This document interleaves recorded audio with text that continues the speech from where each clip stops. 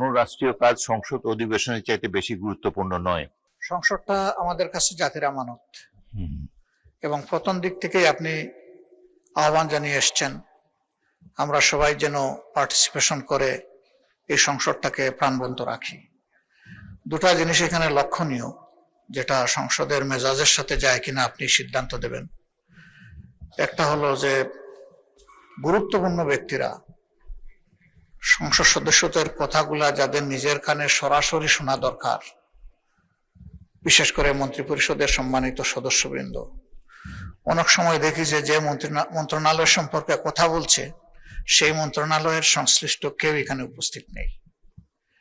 তো এই যে অনুপস্থিতির একটা ব্যাপার, বিশেষ করে সিনিয়র লিডারদের, এটা আমাদেরকে আহত করে। 2 নম্বর, সংসদ চলাকালীন সময় মাঝে মাঝে আমরা লক্ষ্য করি কোনো জায়গায় 4-5 জন মিলে আরেকটা মিটিং এর মতো চলতেছে। একদিকে সংসদে গুরুত্বপূর্ণ আলোচনা হচ্ছে, আপনি নিজে অ্যাটেনশন দিচ্ছেন, আমরা বুঝার শোনার চেষ্টা করতেছি, আবার ওইদিকে এগুলাও চলতেছে।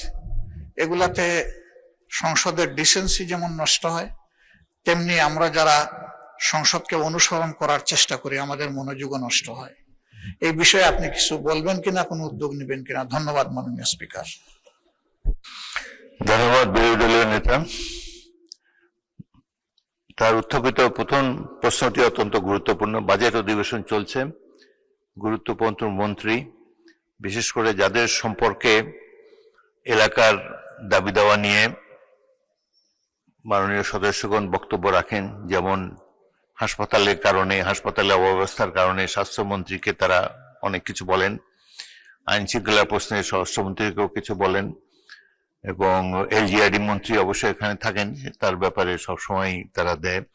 তবে কালকে এই প্রশ্নটি আলোচিত হয়েছিল এবং মাননীয় চিফ হুইপ বলেছিলেন যে তারা রাষ্ট্রীয় কাজে ব্যস্ত।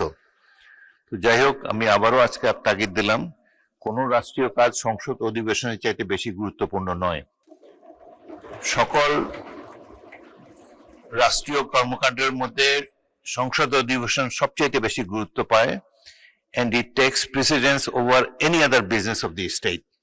সুতরাং আপনি মাননীয় মন্ত্রীদেরকে বলবেন তারা যেন সংসদে যথাসময়ে আসেন, সংসদ সদস্যদের যেসব বক্তব্যে তাদের মন্ত্রণালয় সম্পর্কিত কথা তারা বলেন সেগুলোর ব্যাপারে তারা অন্তত শুনবেন এবং যদি সম্ভব হয় তার প্রতিকার করার চেষ্টা করবেন। দ্বিতীয়ত, বিরোধী দলের নেতা যেটি বলেছেন, আমি মাঝে মাঝে দেখি সংসদের ছোট ছোট গ্রুপে কথাবার্তা চলে, ফ্লোর ক্রসিংও 2-1বার দেখেছি, সেগুলো আমি সাথে সাথে পয়েন্ট আউট করেছি। আপনারা সংসদের মধ্যে গ্রুপ আলোচনা করার চেষ্টা করবেন না এবং যত সম্ভব নিজের আসনে বসে সংসদ কার্যক্রমে অংশগ্রহণ করার, অন্তত ভালোভাবে শোনার চেষ্টা করবেন। এটাই আমরা আশা করি। সংসদের শৃঙ্খলা বজায় রাখার ক্ষেত্রে আপনাদের সকলের সহযোগিতা কামনা করি।